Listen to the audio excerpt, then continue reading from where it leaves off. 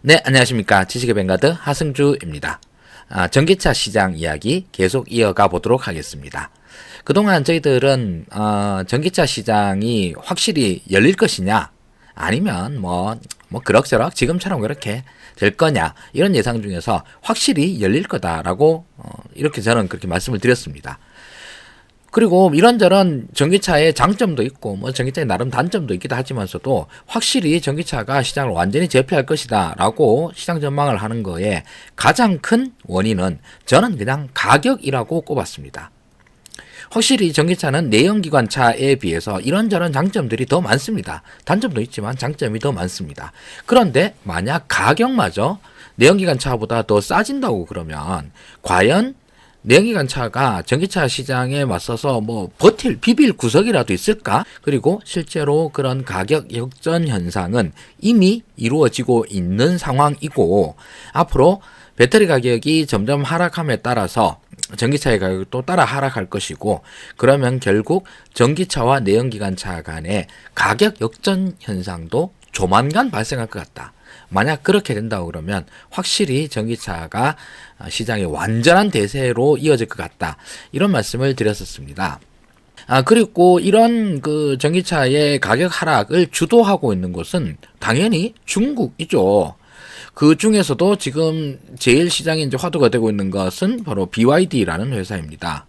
지금 이 차, 화면에 나오는 차가 BYD의 한이라고, 이 회사에서 나름 제일 이제 플래그십 모델로 팔고 있는 차입니다. BYD가 이런 차들 좀 나름 꽤 비싼 차들부터 시작을 해서 엄청 싸구려 차, 그러니까 우리나라 돈으로 1,000만 원이 안 되는 이런 전기차들까지 라인업을 쫙 깔아놓고 있습니다. 지금 연간 200만 대 조금 안 되게 팔고 있죠. 그리고 BYD가 제일 대표적인 회사입니다만, 이제 샤오미도 만든다는 둥, 니오풍 어쩌고 이런 중국 브랜드 회사들이 막 차를 만들고 있습니다. 그래서 현재 전 세계에서 팔리는 모든 전기차 중에 60%는 중국 한 나라에서 팔리는 양입니다. 그러니까 압도적으로 큰 나라입니다. 이제 현 시점에서 전기차의 종주국은 미국이 아닙니다. 독일이나 일본도 아니고 한국도 아니고 중국입니다. 자동차 회사의 기술력이 어쩌다 이런 얘기는 둘째 이야기고요. 그냥 일단 판매량이 가장 중요하지 않습니까? 중국 시장에서의 판매량이 가장 많고 중국 자동차 회사들이 가장 차를 많이 팔고 있습니다. 자, 지금 나오는 숫자를 보니까 이게 이제 2022년 중간쯤까지 나왔었는데, 이게 연간 얼마나 많이 팔리는가를 보면 좀 놀랍죠. 2015년도까지는 1년에 30만 대, 이 정도 팔던 데였는데, 딱 5년 지나고 나니까 136만 대. 이러니까 4배 늘어났죠. 5년 만에 4배가 늘었습니다. 그리고 20년에서 21년 사이, 딱 1년 동안에 2.5배 늘었죠. 거의 많이 성장할 때는 2.5배씩, 그게 아니다 하더라도 30% 40% 성장하는 건 너무 당연한 일이죠. 현재 중국 시장에는 전기차 만든다라고 선언하고 실제로 팔고 어쩌고저쩌고 하는 회사를 다 합치면 100개 조금 안 된다 그러죠. 이런 어마어마한 회사들이 이제 와가지고 그 중에서는 엄청 좋은 회사도 있을 거고 엄청 허접한 회사도 있을 거고, 그래서 엄청 허접한 회사들은 자연스럽게 시장에서 이제 급속도로 퇴출되어 나갈 것이고, 이 경쟁을 뚫고 이겨낸 회사는 일단은 중국 내수 시장을 독점하게 될 것이고요. 과점하게 될 것이고, 그리고 그 힘을 바탕으로 세계 시장으로 나아가게 될 것입니다. 전기차 시장의 미래가 어떨까를 한번 생각해 보는 것입니다. 저는 전기차 시장이 앞으로 어떤 식으로 펼쳐질까, 이거에 대해서 베스트 시나리오와 워스트 시나리오가 있습니다. 현재의 지금 상황을 기반으로 해서 생각을 할 때, 베스트 시나리오는 스마트폰 시장이고요. 워스트, 제일 안 좋은 쪽으로 생각을 한다 그러면 태양광 패널 시장 또는 LCD 패널 시장으로 될 수도 있다라고 생각을 합니다. 그 와중에 테슬라 같은 미국 기업들, 지금 현재 업계 탑에 있는 회사들의 운명도 결정될 거고요. 대한민국에 있는 배터리 3사들, LG엔솔, 뭐 삼성 SDI, SK온 뭐 이런 회사들과 현대기아차 같은 완성차 업체들 운명도 결정이 될 거라고 봅니다. 그나마 제일 좋은 시나리오는 뭐냐 그러는데 현재 지금 스마트폰 시장처럼 굴러가는 게 제 생각에서는 그나마 제일 베스트라고 생각을 합니다. 자, 그러면 본격적으로 이야기를 한번 시작해 보도록 하겠습니다. 먼저 그 유명한 스티브 잡스의 아이폰 1세대 이때의 등장 장면입니다. 핸드폰 내 세계, 통신의 세계를 넘어서서 인류가 거의 새로운 단계로 진화를 하다시피 했죠. 지금 현재 우리는 거의 대부분 스마트폰을 쓰고 있고, 우리만 쓰는 게 아니라 전 세계인들이 거의 대부분 스마트폰을 쓰게 되었습니다. 이 스마트폰 시장의 성장과 함께 그 세계적으로도 아주 많은 변화가 있었지만서도 그 혜택을 가장 많이 본 국가, 기업이라고 생각을 한다고 그러면 아이폰이냐? 예, 물론 애플이 세계 시가총액 1등이 되고요. 그리고 애플이 어마어마한 돈을 벌었습니다. 그런데 애플이라고 하는 한 회사보다 대한민국이 이 아이폰으로부터 비롯된 스마트폰 혁명에 가장 큰 수혜를 받은 이런 국가가 아닐까 싶어요. 그 중에서 삼성전자도 마찬가지로 어마어마한 수혜를 받았고요.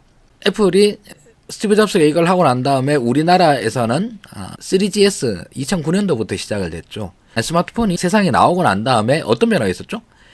기존에 있었던 일반 핸드폰 만드는 회사들 일단 싹 다 정리됐죠. 제일 유명한 데가 당시 핸드폰 시장 압도적인 1위였던 노키아가 불과 한 2, 3년 만에 싹 망해버립니다. 아예 없어져 버립니다. 우리나라에서도 몇몇 삼성전자, LG전자 말고도 몇몇 있었던 핸드폰 회사들 다 날아갑니다. 그렇게 해서 스마트폰 시장이 딱 열리고 난 다음에 벌어진 변화입니다. 맨 밑에 파란색으로 깔려있는 게 삼성입니다. 삼성 스마트폰 시장의 진출이 조금 늦었죠. 그냥 일반 피처폰 시장에서도 삼성은 세계 2위였었으니까, 노키아 다음 삼성이었으니까, 이 피처폰 시기에 어떤 레거시들, 기존의 유산들이 많이 남아있었기 때문에 바로 이제 스마트폰으로 옮기는 게 그렇게 쉽지 않았을 겁니다. 그런데 최대한 빨리, 진짜 말 그대로 번개 같은 속도로 스마트폰으로 전환을 해서 그 이후부터 시장 점유율을 쭉쭉쭉쭉쭉 높여 나갑니다. 그래서 13, 14, 15, 16 이때까지로 삼성 스마트폰의 전성기를 이루죠. 그리고 애플은 처음에 스마트폰이라는 걸 들고 나왔습니다. 그때 당시에 애플이 맨 처음에 아이폰이라는 걸 들고 나왔을 때 당시에 마이크로소프트의 회장님이 빌 게이츠에서 스티브 발머라고 하는 좀 덩치 큰 아저씨가 이제 회장을 하고 있었는데, 이 아저씨가 좀 많이 비웃었습니다. 애플이 핸드폰 만다고 그러는데, 야, 너네 생각을 해봐라. 그거 너가 $500 넘게 주고 판다며. 지금 $100, $200짜리 핸드폰이 널리고 널려 있는데 $500짜리 핸드폰 그거 만들어서 몇 대 팔래? 라고 많이 비웃었습니다. 지금은 그 비웃음이 얼마나 어처구니 없는 건지를 누구나 다 알고 있지만서도 그때까지는 그랬어요. 무려 기존에 있는 싼 휴대폰보다 5배나 더 비싼 휴대폰을 왜 사야 돼? 라고 그랬는데, 지금 생각하면 참, 그때 500불밖에 안 했다고? 지금은 1500불 가까이 하고 있는데? 비싼 거는요? 이 이야기를 들은 스티브 잡스, 애플 CEO가 뭐라고 했는지 아십니까? 발모 아저씨가 그렇게 우리 비웃고 그러는데, 만약에 이 $500짜리 새로운 핸드폰을 전체 핸드폰 시장의 1%만 먹는다고 생각을 해봐라. 그것만 해도 어마어마한 거다. 핸드폰 지금 전 세계의 사람들이 다 쓰고 있는데 그 중에서 우리가 1%만 차지를 해도 우리로서는 대박이다. 이렇게 얘기를 합니다. 물론 스티브 잡스의 초창기의 희망은 일단 1%를 넘자였었고, 지금에 와서는 판매 대수로도 시장 점유율 1위고 근한 전 세계 모든 스마트폰의 한 30% 가까이를 애플 하나에서 다 팔고 있죠. 이익량은 압도적이고요. 나머지 모든 회사, 삼성전자부터 시작을 해서 중국에 있는 샤오미, 오포, 비보 어쩌고 저쩌고 이런 회사들이 다 모여서 한다 하더라도 이익량으로 따지면 애플을 따라가지 못합니다. 그렇게 해서 피처폰의 세계를 불과 한 3, 4년 만에 스마트폰의 세계로 완전히 바꿔버렸죠. 그리고 지금 현재 점유율로 본다고 그러면 어떻습니까? 삼성전자가 초창기에 스마트폰 시장에 딱 들어오자마자 뭐 엄청나게 치고 올라왔고, 그리고 나머지는 몇 개 없습니다. 샤오미, 오포, 이런 중국 3사들이 있죠. 그런데 삼성, 애플, 그 다음에 샤오미, 오포, 비보, 어쩌고 요런 거 하고, 그 외에 나머지 모든 전자회사들이 스마트폰 만드는 거 다 합쳐도 30%가 안 됩니다. 그냥 요 상위 5개 업체가 70% 이상의 스마트폰을 판매 대수로, 이익량 이런 것도 아니고요. 판매 대수로만 만들어서 팝니다. 어떻게 보면 스마트폰 시장은 매우 과점화되어 있는 시장입니다. 옛날에 그런 얘기도 있었습니다. 스마트폰은 본질적으로 컴퓨터와 같다. 그 컴퓨터라고 하는 건 우리 데스크탑 컴퓨터 같은 걸 생각을 해봐라. 부품 다 표준화되어 있고 통일화되어 있다. OS 그냥 다 똑같은 거 쓴다. 다 똑같이 윈도우를 쓰지 않냐.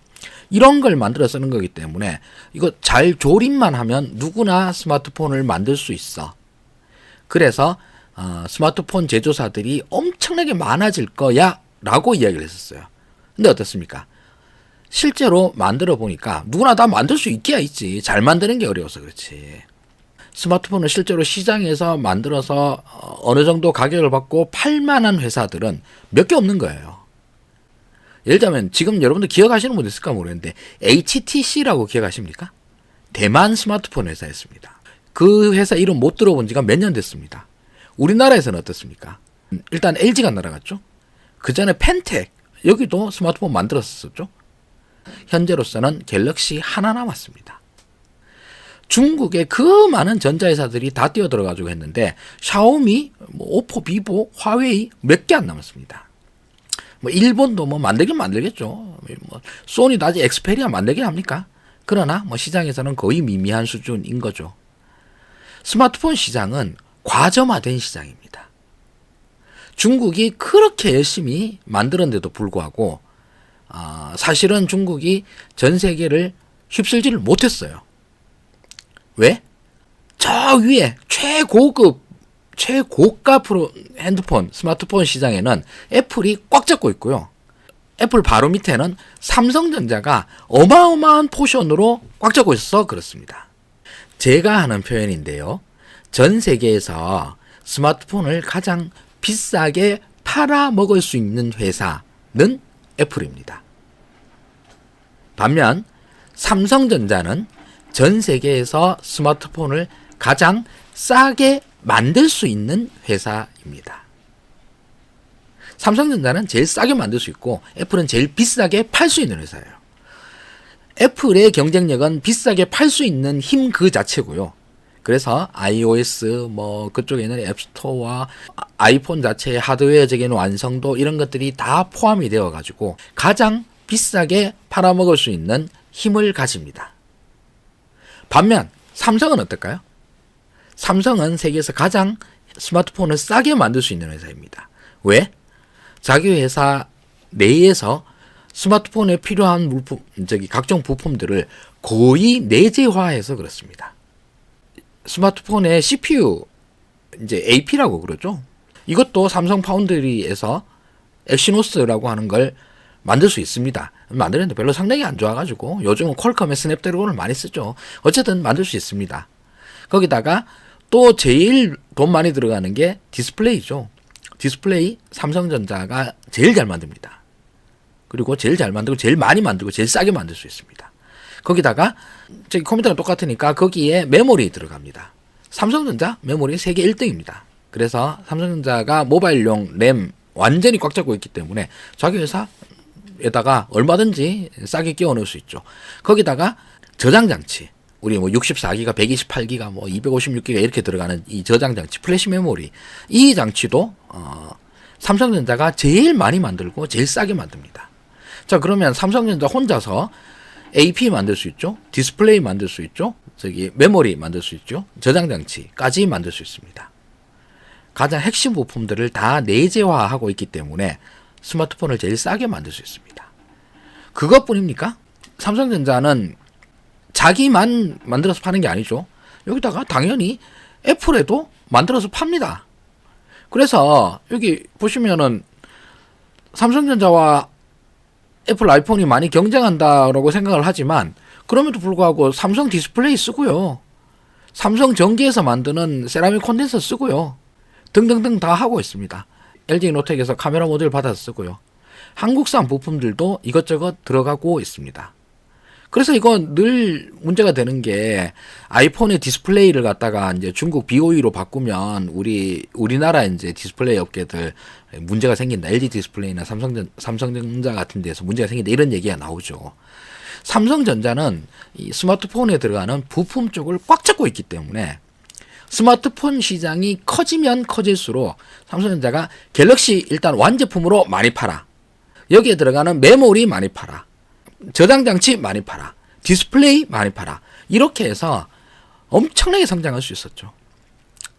삼성전자가 이렇게까지 전 세계적으로 압도적인 전자회사가 될 수 있었던 것은 진짜로 반도체 그러지만서도 그 반도체가 가장 많이 쓰였던 바로 그 핸드폰, 스마트폰 시장의 대폭발 때문이었습니다. 그래서 우리나라는 이 스마트폰 시장이라고 하는 것의 성장에 따라서 제일 수혜를 많이 받은 나라입니다. 비록 애플만큼 많이 남진 않아요. 그러나 삼성전자도 꽤 많이 남기면서 스마트폰을 팝니다. 그래서 한때 뭐 애플을 위협할 수 있는 유일한 스마트폰 경쟁자, 그럼 삼성전자 꼽혔잖아요. 요즘은 잘 안 꼽힙니다만. 부품 경쟁력 이런 것이 워낙 강력했기 때문에 완제품에서도 경쟁력을 가졌고 부품 쪽에서도 경쟁력을 가졌고 그래서 전체적으로 스마트폰 시장이 저 위에 고가 제품 아이폰부터 시작을 해가지고 저 밑에 우리 알지도 못하는 중국산 싸구려 폰들까지 쭉 다 골고루 성장을 해 나갔습니다. 그리고 이게 제일 최상단부에서는 애플이 들고 가고 애플보다는 못하지만서도 이게 엄청나게 큰 부분들을 삼성전자를 비롯한 한국 기업들이 들고 갔었습니다. 나머지 이제 저 중국에서도 우리도 이제 해봐야지 해서 플래시 메모리도 만들어 보고 그다음 디스플레이 같은 경우에도 이제 중국산 디스플레이 많이 쓰이니까 이것도 좋아 하면서 이제 열심히 만들어서 팔고 이래서 중국 업체들도 뭐 엄청 키워갔죠. 한중일이 다 같이 공생해 나아가면서 스마트폰 시장을 키워 나아갔고 지금 현재 시점에 이르렀습니다. 저는 이게 베스트 시나리오라고 봅니다. 이걸 전기차 시장으로 그대로 그냥 기계적으로 한번 대입시켜서 생각을 해볼게요. 지금 현재 시점에서 전기차 시장의 가장 압도적인 경쟁력은 테슬라가 갖고 있습니다. 어떤 면에서 보더라도요. 배터리부터 시작을 해서 모터, 뭐 그 안에 들어가는 각종 전기 부품들, 인버터니 뭐 이런 것들부터 시작을 해서 이제는 뭐 전자장비, 자율주행, 뭐 이런 모든 면에서 테슬라가 압도적인 경쟁력을 갖고 있습니다. 근데 테슬라 혼자서 전 세계에 다 팔 수는 없죠. 그래서 나머지 회사들도 다 뛰어들고 있습니다. 그리고 나머지 회사들이라고 그냥 퉁쳐서 얘기를 했는데 그 대부분이 사실은 현재 시점에서 판매 대수 면에서는 중국 차 회사들입니다.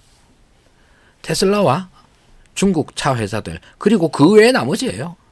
그 외의 나머지는 현대기아도 들어가고요. 폭스바겐도 들어가고 뭐 토요타, GM, 포드 다 뭐 그 외의 나머지에 들어가 있습니다. 자, 이런 시장에서 향후 테슬라는 애플의 지위를 차지합니다. 그래서 제일 최상단에서 차 제일 비싼 거 많이 팔아먹을 수 있어요. 그래서 이익률도 어마어마하게 내. 테슬라는 아주 부자가 되어 갑니다. 그리고 그 아래에 어디가 있습니까? 바로 한국의 배터리 3사가 있습니다. 그리고 현대자동차가 있습니다. 이 두 개를 합치면 스마트폰 시절의 삼성전자 같은 포지션이 될 수 있습니다. 전기차 시장 되고 난 다음 제일 중요한 게 뭐야? 배터리 아니야. 배터리를 어디서 만들어? K배터리 만들잖아. K배터리 성능, 품질 이런 거 제일 좋아. 고급 전기차 이러면 무조건 K배터리를 쓰는 거야 라고 이제 쭉 마케팅이 들어가고 실제로 그렇습니다. 가격 경쟁력, 품질 경쟁력 제일 좋아. 국내에서 생산된 배터리를 뭐 다 쓸 수 있으니까 현대 기아차가 제일 유리한 거예요. 배터리만 있나? 그 외에 전자장비, 전장이라 그러죠. 이런 것들도 한국 업체들이 제일 짱짱 잘 나가. 삼성이 그 하만카돈 인수해가지고 세계 최고의 자동차용 전자장비 회사가 되었습니다. LG, 옛날부터 GM과의 협력을 통해서 전자장비 쪽에서는 빵빵합니다. LG가 우리가 차 만들어도 될 것 같은데 어차피 우리가 배터리 다 만들어, 각종 전자장비 다 만들어, 껍데기 하나 안 만드는데 뭐. 근데 이제 LG 같은 경우에도 우리 차 만들어야 해서 절대 안 만든다 그럽니다. 왜냐하면 TSMC처럼 우리는 고객사와 싸우지 않습니다. 우리는 여러분들한테 배터리 파는 게 훨씬 좋아요. 우리가 완성자까지 만들어가지고 우리 감님들 그렇게 성질 안 건드리도록 하겠습니다. 이 작전이니까 절대 안 만든다 그러죠. 만든다고 그러면 아니 뭐 샤오미도 만들고 소니도 만든다는 전기차를 LG가 왜 못 만들겠습니까? 당연히 만들 수도 있죠. 그러나 LG의 주력은 배터리와 전자장비이기 때문에 그걸 안 만들 뿐이죠. 전기차라고 하는 이 하나의 상품 안에 배터리와 전자장비라고 하는 건 배터리 3사와 삼성, LG가 만들어서 팝니다. 그리고 여기서 우리나라에서 형성된 굉장히 좋은 자동차 부품 생태계를 통해서 이게 이제 완전 한국에 내재화된 전기차 생태계죠. 이걸 활용을 해서 현대기아차가 완성차를 아주 잘 만들어서 많이 팝니다. 너무너무 행복한 시나리오고 이를 통해서 한국 전기차가 세계에서 아주 중요한 역할을 할 수 있다. 이렇게 예상하시는 분들도 많고 이게 되면 참 좋겠죠. 저도 이런 시나리오대로 흘러가는 것을 좋아합니다. 그런데 이것까지가 베스트고요. 만약에 좀 안 좋게 생각을 하면 어떨까?